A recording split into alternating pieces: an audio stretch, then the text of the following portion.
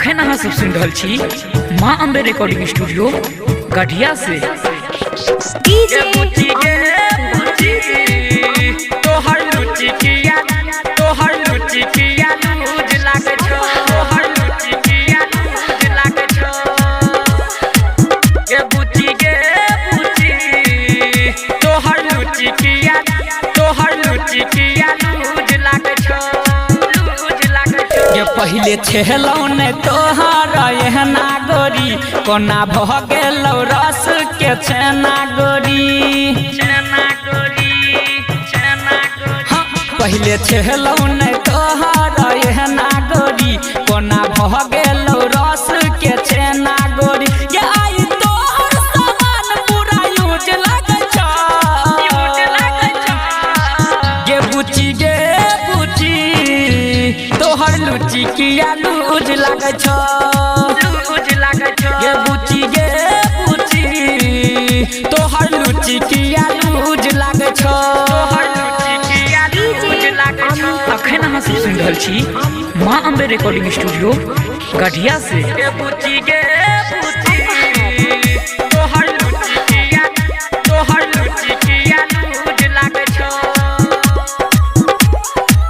गे बुची तोहर लुची किया लूज लागे छो।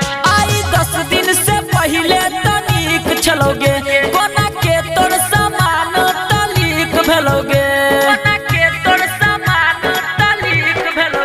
चक्कर बहला जे खेलही तू खाना गोरी, बन गेलही तू तो जाना ना गोरी।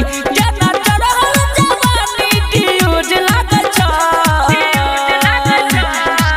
गे बुची तोहर लुची किया लूज लागे छो, गे बुची तोहर लुची किया लूज लागे छो।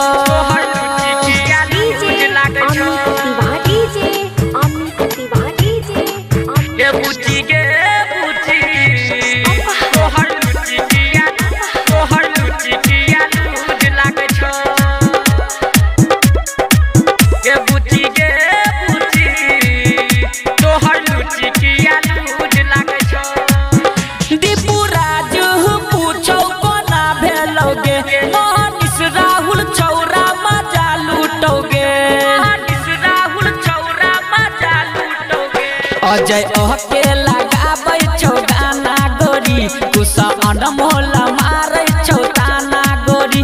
तोहर सबटा जवानी फ्यूज लागे छो, गे बुची तोहर लुची किया लूज लागे छो, गे बुची तोहर लुची किया लूज लागे छो। पहले छेलौ ने तोहर एहना गोरी, कोना भह गेल